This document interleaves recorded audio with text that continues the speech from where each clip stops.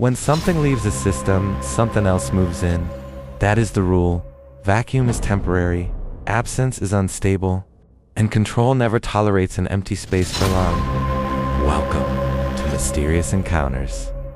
Tonight, we examine what happens after the breach. After the exit, when the machine begins to repair itself, the replacement... Humans are uncomfortable with open space. Too much uncertainty creates pressure. Because it is familiar enough to remove the discomfort of the unknown, a softer cage still feels like stability, especially to someone standing in the wind. Most people imagine collapse incorrectly. They think if one structure fails, there will be freedom. But systems do not simply disappear. They mutate. A broken command becomes a softer command. A visible authority becomes an invisible one. A wall becomes an algorithm. The face changes. The function survives. That is, replacement.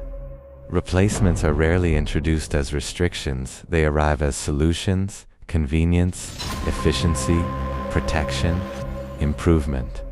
The machine does not ask to control you again. It offers to help. And because the previous structure was obvious, the new one often feels harmless by comparison.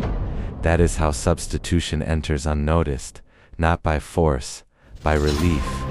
Every replacement is usually smarter than what came before, more adaptive, less visible, harder to define. Because the system studies the breach, studies the exit, studies what failed, and designs the substitute accordingly. This is why second-generation control often feels voluntary. It learned what direct force could not achieve. So the real danger is not the wall you escaped. It is the structure you mistake for freedom after it. Because not every open door leads outside. Some lead into a redesigned room. The breach reveals weakness. The exit point reveals possibility. But the replacement reveals intelligence. The machine is not just built to control. It is built to adapt. And that means every escape must learn to recognize what comes next.